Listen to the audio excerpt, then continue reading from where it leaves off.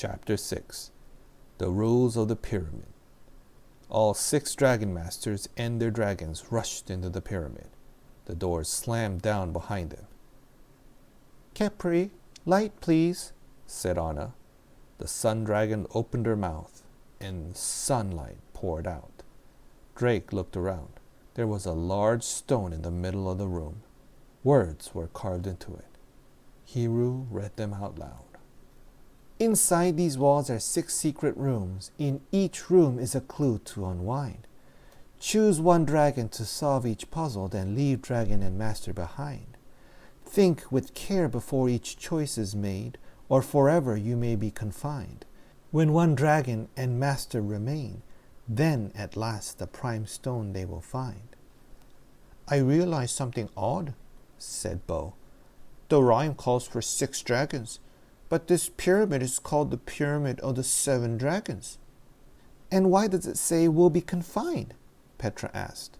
"Does that mean we'll be trapped inside this pyramid?" "It sure sounds that way," said Rory. "War may be able to help us," said Hiru. "How?" Drake asked. "My family studies all kinds of dragons," Hiru replied. "Earth dragons scale have power. If we each take a scale, Worm can transport us all out of here after one of us reaches the stone." Drake looked at Worm. "Will that work?" he asked. Drake's dragon stone began to glow. He heard the answer in his head. "It will work. You may take my scales." "Wait, how will we know when Worm is going to transport us?" Bo asked. "I will know when it is time to leave. Then I will tell the other dragons," Worm said. "Worm will tell your dragon when it is time," Drake repeated. "Just stay close to your dragon." He stroked Worm, looking for loose scales. He gently pulled out 5 scales and gave one to each dragon master. "Thanks," said Rory. "Now, what do we do?" "I think the rhyme tells us what to do," said Bo.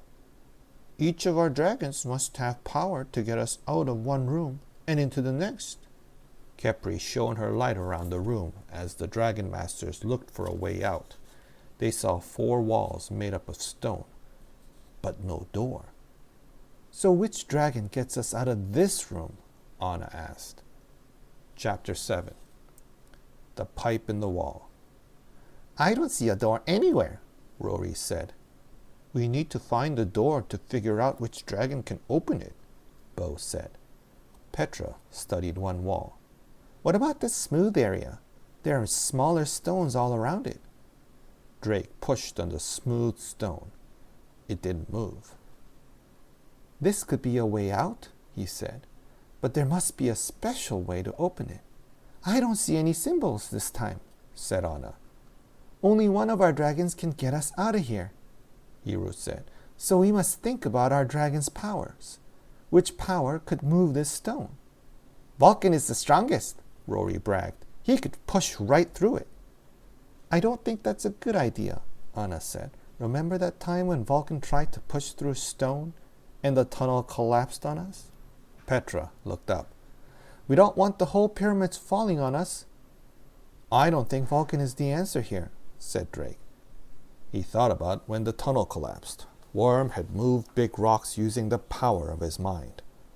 "Worm can move stone," Drake said. "Worm's powers could probably get us out of any room," said Petra. "So we might need to save him for something no other dragons can do." Drake nodded. "Good point." Bo was looking above the smooth door. A stone pipe was sticking out of the wall. "Maybe that pipe is a clue," guessed Bo. "Pipes carry water, and Shu is a water dragon." Drake understood. "Do you think Shu could shoot water into the pipe?" "Yes, of course," said Bo. Drake felt a pang at the thought of leaving Bo behind first. "You have Worm's scale, right?" he asked. Bo nodded. Drake took a deep breath. "Okay, so let's see if Shu can open this door." Bo's dragon stone glowed. "Shu, please shoot water through that pipe." Shu shot a stream of water right into the pipe. After a few seconds, the smooth part of the wall began to rise. "It's working," Rory cried. The door stayed open as Shu continued to shoot water. Hurry, get through the door, Drake yelled. Everyone dashed through the door with their dragons. Drake looked at Bo and Shu. We'll be fine, Bo called out as Shu's water stream slowed down. Good luck. Then the door slammed shut. Chapter 8.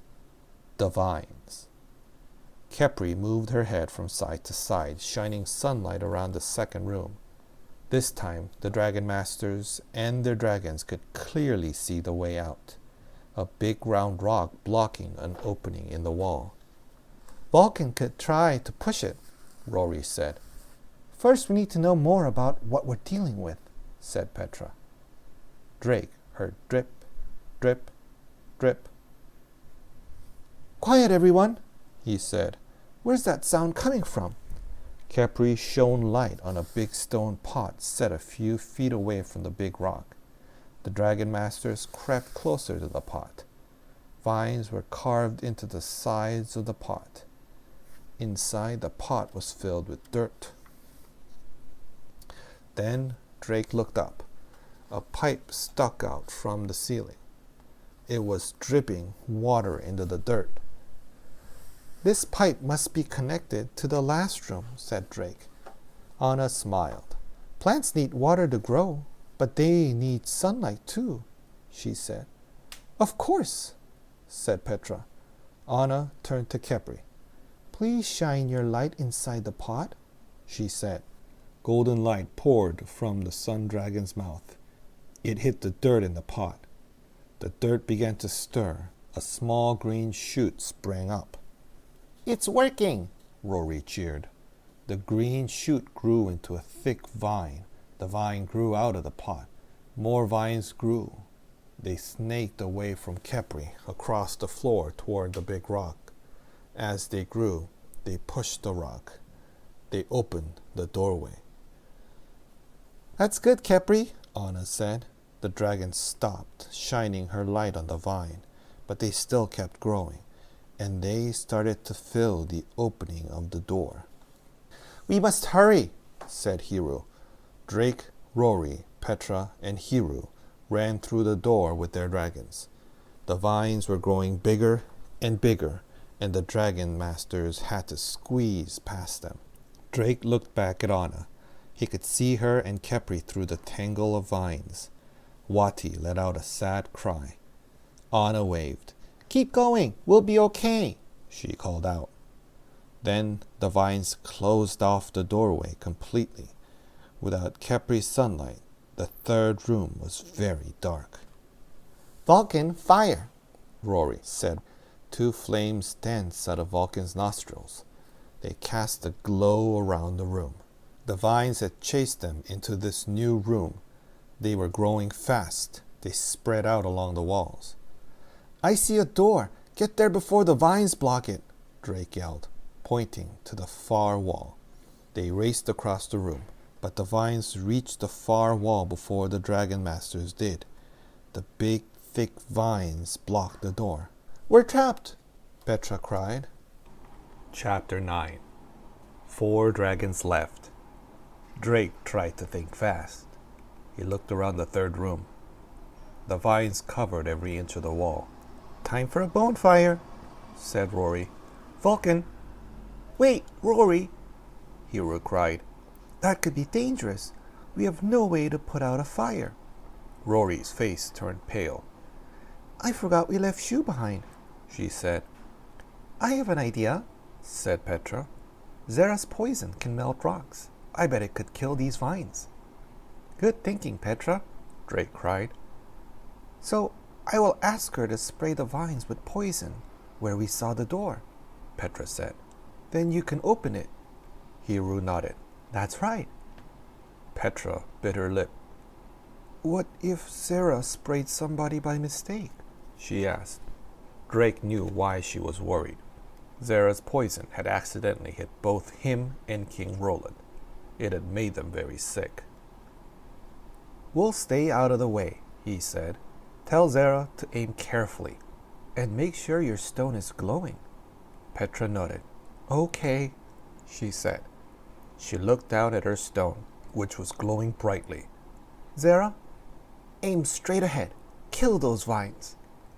The Hydra's 4 heads reared back. Liquid poison shot from each of her 4 mouths and sprayed the vines. The vines withered and turned brown. They fell to the floor, and everyone could see the door again. Rory ran to the door and easily pushed it open. Let's go, she called out. Hiru and Wati hurried after her. Drake followed, looking back at Petra. She waved to him with a brave smile on her face.